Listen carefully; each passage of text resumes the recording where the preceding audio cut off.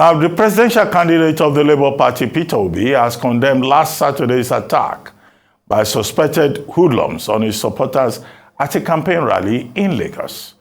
Reacting through a tweet, Obi warned that the civic space must not be shrunk through official inaction in the face of primitive attempts at intimidation. He called on security agencies to protect the fundamental rights of Nigerian citizens to free speech and assembly. Earlier on Friday last week, it was also reported that the Director General of the People's Democratic Party's Presidential Campaign Council in Rivers State, Dr. Abiye Sekibo, escaped a gun attack in Port Harcourt by men who were dressed in police uniform. The hoodlums were said to have opened fire on Sekibo's bulletproof vehicle at Rainbow Town in Port Harcourt, where he had gone to inspect the venue of the upcoming presidential rally of his party. Sekibo told reporters in Port Harcourt on Friday that his car was riddled with bullets and the venue of the rally was set on fire. Dr. Sekibo joins us now to share that scary experience against the broader backdrop of rising specter of violence and political thuggery so close to the onset of the 2023 general election. Good to see you. Good to have you on this Live the Sunday talk show here on Arise News, Dr. Abiye Sekibo. Thank you for joining us. My brother Ruben, thank you for having me. Well, Dr. Sekibo, what exactly happened on Friday? I've seen pictures of your vehicles, convoy, riddled with bullets, and I've seen statements here and there on all sides. What happened? But first, let's thank God that you survived, that those who wanted you assassinated did not succeed. So I know, it's good to see you in one piece. It could have been different. But we thank God for your life. But what exactly happened? Well, Ruben, we thank God for his mercies. I never knew that it was so easy to just die like that. But we thank God we will serve a living God. Thank you for your concern. Now, late in the night on Thursday, I got this message that look, it's like the site for the PDP presidential campaign rally was on fire. I said, how is it possible? So I said, let me go and see for myself.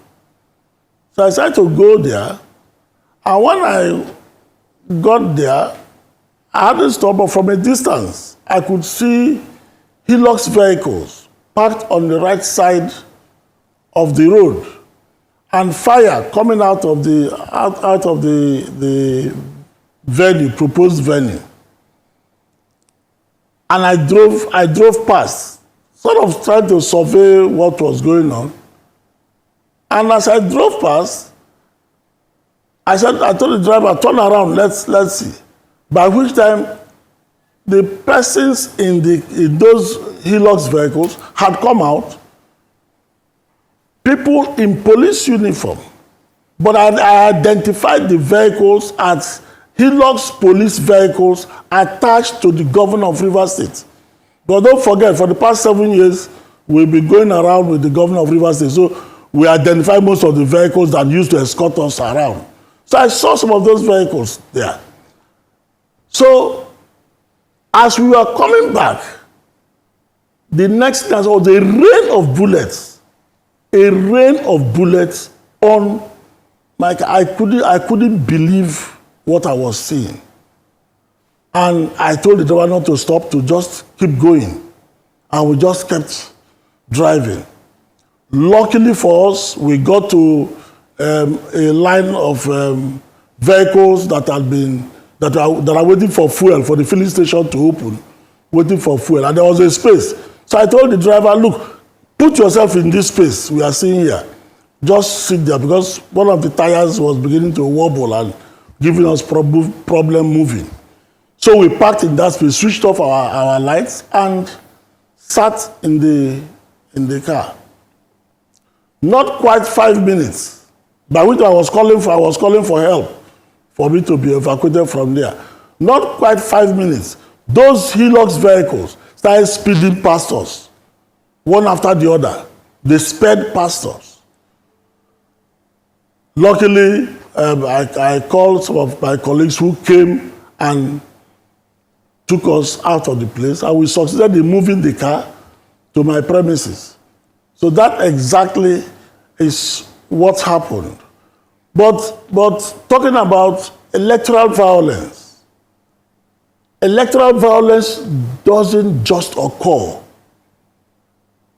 In well-placed individuals, especially persons who have a feeling of entitlement, who believe that the citizenry owe them a duty to subject themselves to their rulership, instigate this violence by their utterances and by their actions. And in Rivers State, absolutely clear that since Governor Nyesom Wike lost the PDP presidential ticket, in all his utterances, he has encouraged violence. He has weaponized the levers and system of government. He has terrorized practically everybody serving in his government, asking them to ensure that if anything happens in their various local government areas, especially the council chairman, he has weaponized the council system. The local government system in Rivers State has been so weaponized that the council chairmen are afraid that if they allow any rally in their own local government, Wike is going to remove them as council chairman. They've been so threatened. And when they succeed in stopping the rally, they are actually compensated by being given money. There was an instance when in one of the local government areas, I think in the Ikwere local government area, when somebody was almost killed, and the council chairman was compensated for refusing to allow people to campaign for Atiku in this local government. So that is the kind of thing I'm saying. It is these highly placed people who, especially those who have immunity, who believe they have immunity, that they are covered by the immunity provided in our constitution, they are using it to oppress the people who don't share the same political views with them. Well, Dr. Sekibo, incidentally, there is another side to the story. And that is the side of the governor of Rivers State. He says that he has no hand in the matter and that you are trying to demarcate him. And that if anything, you are the person who had been confirmed by the Truth and Reconciliation Committee that we all know about in this country as a cultist who promotes violence. And that is a peace-loving man. He has no hand in this particular matter. And that, in fact, you stage manage the attack on your convoy. Ruben, that is an absolutely laughable position. And luckily for us, we have him on tape. Following the attack, he was in a Leme local government where he went to campaign for his governorship candidate, where he said, I narrowly escaped, me and Lee Meba narrowly escaped him. That we narrowly escaped him. He said so. He said, in fact, that if he had met us at that site, he would have killed, if I would have probably killed us. He said so. It is recorded. He said so. So who is the violent person? He has used his mouth to confess to the crime. Now, Ruben, it will interest you to note that since this incident, the government house police, not the regular Rivers State Police Command, the government house police has taken over that site, trying to erase evidence of the crime that they committed there. They have moved in welders. They are dismantling the equipment that they burnt and cutting them away in the midnight. They have refused journalists to get to the site. No journalist has been allowed to get to that site. Not only that, he has gone further to revoke the CFO, but this is a private property. He has gone further to revoke the CFO and backdated the CFO. And backdated that revocation, I mean. So who in this situation, who? The person who has confessed to a crime? Only in this country will somebody, a sitting governor who has confessed to a crime, not be interrogated by the law enforcement agencies. He's hiding under the fact that he has immunity. But crime has no immunity. Crime has no immunity. Nyesom Wike has committed a crime and he should be held responsible. And the police, the IG of police and the commissioner of police have a duty to take over a crime scene and be responsible. We had equipments there, earth-moving equipments there, which were burnt and destroyed. They are now dismantling them and taking them out of the site at night. They are refusing people to go there. They stage managed a display. The council chairman of Port Harcourt arranged to bring people there to say they're putting canopy and they're having a celebration. All fake. Fake. The police is there. They cordoned off the place. They won't let it. Okay, if there is a celebration going on there, why are you stopping journalists from getting there? Why won't you let journalists to get there? So clearly, Wike in Rivers State is the one who is inciting violence in every respect. In fact, governance has broken down in Rivers State. There is no governance here. The police is handicapped. The state police command is completely handicapped. It's either of two things.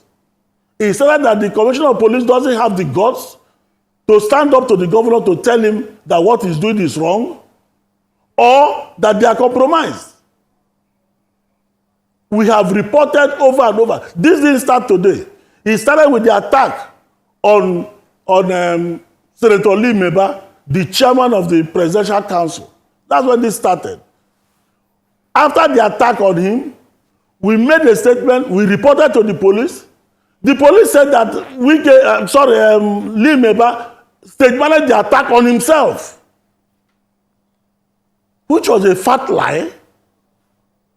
But the police had to play along with Wike. A few weeks ago, they arrested persons who were holding meeting for Article. The Article support organization was holding a meeting somewhere in GRA. Wike sent the same police from government house, those attached to him, to go and arrest about 30 people or so. This was a Sunday. Monday morning, they had been charged to court and remanded in prison custody. They didn't even take a plea. The magistrate who did that didn't have any jurisdiction. They arrested, they are still there. These persons are still there in prison custody. He has trumped up charges. The police came around and said, oh, it wasn't something political. They are criminals. People who are holding meeting, a political meeting, so you hold a political meeting in Port Harcourt, it becomes a criminal offense in Nigeria. Okay, Doctor. The attack on me is the worst of it all. Well, don't forget that some months back, I had a meeting in Okrika for Atiku Abubakar's campaign group in Okrika, and you saw, both on social media, where they came tearing our posters and wanted to disrupt the meeting because the council chairman was under threat by Governor Wike himself, threatening him. So please, we need the law enforcement agencies not only to be neutral, but to be seen to be neutral in political matters in this campaign. Well, Dr. Sekibo, I know the story out there is that you were in a bulletproof vehicle. Between us, can you tell us, how you managed to escape and survive that onslaught? What is the secret? Tell us. That is on the lighter side, because you and I, we know how the cookies crumble. Okay. Ruben, the secret is that the Lord Almighty, the Holy One of Israel, always has our backs. He has the backs of his children. You can have bulletproof vehicle. They can bomb your bulletproof vehicle. But you survived. I was lucky that day that I was in the bulletproof vehicle. But let me tell you, some of my security friends who have come to sympathize with me have looked at the bullet holes and told me that some of the bullets that I used look like armor-piercing bullets, and that those kind of bullets can only be found within government, from government security agencies. Armor-piercing bullets were used on me. So if it wasn't that God Himself came down, it will appear what level of armor is in Dhaka. And one of them actually penetrated. Luckily, it went to the back seat, to the boot where I wasn't. If it had come to where I was sitting, of course, I would be telling a different story. Okay. So how many people have armor-piercing bullets in this country? Okay, don't worry, doctor. We'll discuss that off camera. Let me ask you, have you reported this matter to the police? What is the police saying? And what steps are being taken? And then the rally, the presidential rally. You are the director in charge of the PDP rally in Rivers State. Are you guys still confident enough to go ahead? Will it happen? And where? Now that you've been denied access and your rally venue that you chose as an alternative has been set ablaze, what is the next plan? I can tell you one thing. We have this matter has been reported to the police. To refer to the Commissioner of Police, he actually called me on the night that this happened. I have been talking with the IG of police as well. So I believe that the police is doing something about this. Concerning our rally, Governor Wike gave us the stadium. We applied for the stadium. He reluctantly approved that stadium for us. Reluctantly. And when we got the approval, we said, let's go and see the extent of work we need to do. And let's see the state of the stadium. First of all, I want to tell you that that stadium was started by Governor Mechi. As I talk to you today, that stadium is not yet completed. It's still under construction. It's not yet completed. So we went to see what the extent of work that we need to do. The next day, the governor was on air abusing me and telling me that he approved stadium for me, that I went to see the stadium, that I should not go there anymore. I should not until 48 hours to the rally. Now tell me, we want to organize a presidential rally and you're giving us 48 hours to the rally. In other words, you don't want the rally to hold. You want to frustrate the rally. Well, we said, okay, let us do all our planning outside and wait for the 48 hours. So probably we'll just go and install what we need to use within 48 hours. Hopefully, we will achieve it. Then, during a period of irrationality, as far as I'm concerned, he suddenly canceled the allocation. He said he was no longer approving the stadium for us. So that pushed us to go and look for an alternative.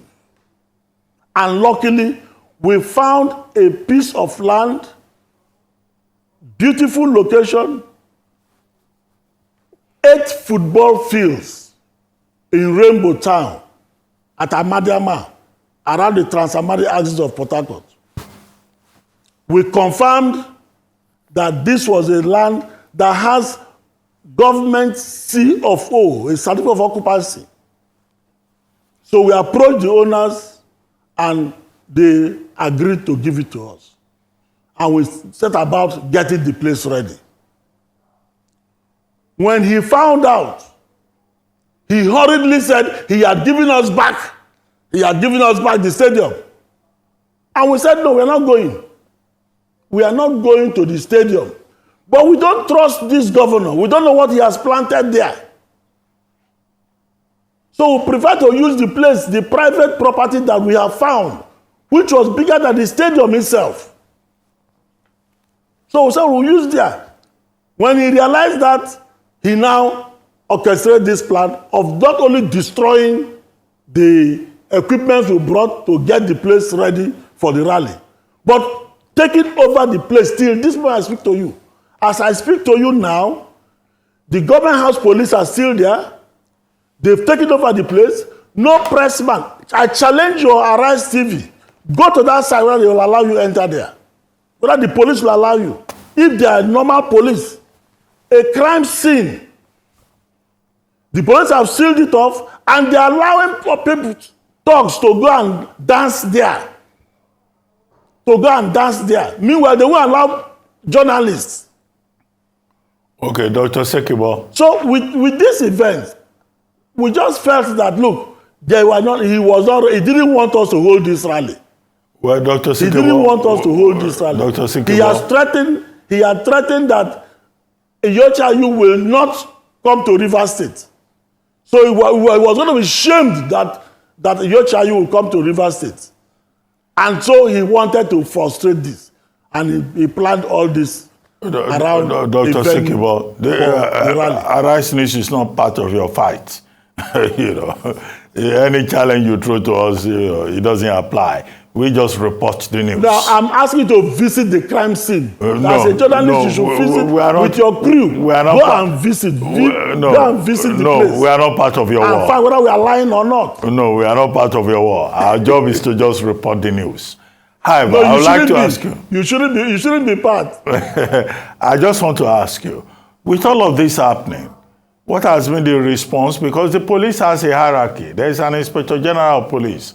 Have you reported the matter to the Inspector General of Police, who is the one that gives instructions to the policemen? Government house police, there's no such thing under the law. There's nothing called government house police. What you have is, a police structure of the Federation of Nigeria under sections 214, 215, 216. Wike cannot create his own police and say he's the one in charge of this unit. Have you escalated this matter to the level of the federal government? Because at the end of the day, to go back to the office of the Inspector General. Absolutely, Ruben. We have reported this matter to the police. Like I said, I have personally talked with the IG of police on this. The Commissioner of Police himself actually called me on this same matter. So I believe that the police hierarchy is handling it. I have also taken steps to report the matter to the chairman of the Police Service Commission. So as far as I'm concerned, the police hierarchy is aware of this matter. But as at today, I have not been called. The vehicle is still in my compound. I expected that by now, the police would have wanted to come and see the vehicle or take charge of it or whatever, and send it for is it ballistic tests they do or whatever, and find out the source of the bullets that riddled that vehicle. That maybe they're going through their processes. I believe that at some point they will reach out to me to retrieve the vehicle. But the vehicle is still in my compound. Okay, with all of this, the other day, Tonye Cole claimed that he was attacked in Okpobo. Other people have said they've been attacked. You have also been attacked. will the presidential rally of the People's Democratic Party still take place in Rivers State? Are you scared? Are you afraid? Between us, just tell us. Ruben, it is not a question of fear. It is a question of respect for human life. The way Wike is going, he doesn't care. He doesn't care who dies. As long as he achieves his aim of stopping the Yocha from coming to Rivers State to campaign. Because he boasted, Arise was part of that press show. He had several months back, where he said, let him see how Yocha will come to Rivers State to campaign. He said so. You have the recording with you. So he is just working to stop Yocha from coming to Rivers State. And he's ready to spill blood to make that happen. So in every state, in every local government area, he has weaponized the council chairmen. He has weaponized his commissioners. He has weaponized the police attached to him against anybody who mentions Atiku Abubakar in Rivers State. But the Rivers people are determined to continue their support for Atiku Abubakar because he's a corporate citizen of Rivers State. He is one of us. He has put food on our table. So all these shenanigans, all this madness that we see around will not deter Rivers people from casting their vote for Atiku Abubakar. Atiku Abubakar will win the election in Rivers State. I assure you. Take it to the bank. Okay, but Dr. Sekibo, before we begin to wrap up now, let me ask you, this pre-election violence is not restricted to Rivers State. We have heard of attacks on Labour Party supporters in Lagos, the most recent one just yesterday. We have heard of clashes between PDP and APC supporters in Katsina State, despite the fact that we have had peace accords midwifed by the likes of General Abdulsalami Abubakar, Bishop Matthew Azan Kuka, the Sultan of Sokoto, Femi Otedola, Aliko Dangote, and others, well-meaning Nigerians, who say, look, election is not war, it's just a process. Can you allow that process to happen? The National Security Advisor says, oh, they have an interagency committee on electoral security and all of that. And yet, in spite of this, we have people fighting, killing, attacking. So does it mean that we just need to do away with all these peace accords and we tell General Abdulsalami Abubakar, sir, can you just go and enjoy your retirement? Because these politicians are not listening across board. Ruben, talk is cheap. The ball squarely falls on the table of the President of the Federal Republic of Nigeria. He's seen it. He's hearing about these attacks. It is up to the President, President Buhari. It is up to him. Luckily, he has said he wants a free and fair election. There can be no free and fair election if there is no free and fair campaign. There can be no free and fair elections if people cannot freely go out to express their political opinion. If they cannot go door to door to campaign to people to come out and vote for them. President Buhari must step up and call the law enforcement agencies to order and tell them pointedly that he will not accept any violence in any part of this nation over which God has put him to preside. I don't believe that he's doing that yet. If he's doing that, people will take seriously what the NSA said. But Wike doesn't regard what the NSA has said. He doesn't regard. You can look. Simply go and play back all the utterances of Nyesom Wike in the campaign rallies he has held. There is no one of them in which he has not preached violence.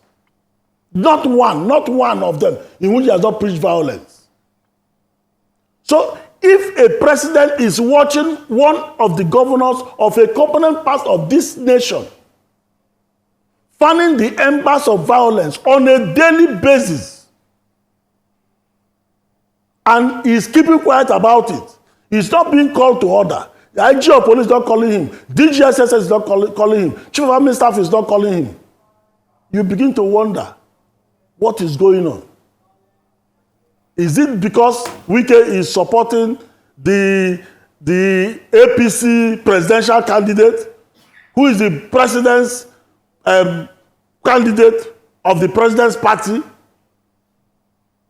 I'm not sure that if Wike was doing these things to support Atiku, that the federal government would keep quiet. But because they see that what Wike is doing is a support for Tinubu, they are allowing Wike to run riot in Rivers State. They are allowing him to suppress votes in Rivers State. But the aim is to they don't want the 1 million votes that will come from Rivers State to go to Atiku. So they are encouraging Wike to destabilize and disorganize the elections in Rivers State. And I believe that Wike is working towards a scorched earth policy on election day in Rivers State. And I hope that the law enforcement agencies will have it at the back of their mind that as long as they compromise with Wike, that worse things will happen. This country has seen electoral violence before, from the 1960s, and we saw what it led to. Well, I am advising President Buhari, don't let another Operation Wetye in this country. All of us must learn from the history of what happened in the Wild Wild West. Well, we should not allow it happen in Rivers State. Dr. Sekibo, President Muhammadu Buhari has already set up a transition committee. He has also backed it up with what he calls Decree 14, right, of 2023 to, for the first time, that's the new thing, provide an institutional legal framework for the transition. Do you take that really as strong commitment on the part of the president that he wants this election to hold, he is committed to the transition against the cause by some persons, saying that there are attempts either to impose an interim national government or to impose the election? Do you think these elections will hold? Do you think the INEC is prepared? That the security agencies, as Munguno tells us, are also prepared? Well, INEC has told us that they are prepared, and I believe INEC. I believe INEC that they are prepared. And we are all grateful to INEC that they have brought beavers, so our votes will count this time. But you see, the president's goodwill or the president's wish wouldn't just come about unless he does something about it. Action must follow his will or wish. He cannot say he wants a free and fair election and hear that there is electoral violence in Rivers State and keep quiet, or that people are being shot at and not do anything about it. He cannot keep quiet when people are not allowed to campaign in various states, in different states of the country. He cannot keep quiet. Having signed those executive orders, set up a transition committee, he should follow it up by ensuring that the law enforcement agency, when we shout, we want him to go check, get neutral people to check what we are saying. Are we saying the truth? I challenge him that he must accept as commander-in-chief of this nation that this violence that we've had in this country long before now, which had gradually gotten worse, is even increasing now during this election. And that should concern him. It should concern all the law enforcement agencies. They should all be concerned that, look, you're fighting Boko Haram, you're fighting IPOB. All that has been a problem for us. Now electoral violence is coming to add to it. Our law enforcement agencies should be concerned. And I think that we must walk our talk. I don't see us walking our talk, yes. Okay, yes. Just before we go, Dr. Sekibo, your bulletproof vehicles were destroyed in the attempt on your life. So what further precautions have you taken? Are you now just hiding at home because, I mean, you have lost your bulletproof vehicles? Have you, since the incident, bought new ones? Or have your friends supplied you with new ones? Or you are in hiding, knowing that some people are after you, and it's possible that they are not giving up. You can't just keep saying, oh, God is in control. So what are those steps that you have taken? Ruben, number one, God is in control. Number two, my friends all over the country, many of them have, in fact, as I talk to you now, I have 2 bulletproof vehicles that my friends have sent to my house in Port Harcourt. I also have bulletproof vehicles in Abuja that they've sent to Abuja and said I should arrange for them to be moved to Port Harcourt. My friends have risen up across this country with phone calls, calling me, offering bulletproof cars and say, look, they have one they haven't used. I should send the driver to go and carry it. I thank everybody. I want to please allow me to thank all these persons who by phone calls, personal visits, and donation of their bulletproof vehicles for my protection. May God bless all of them. Thank you very much.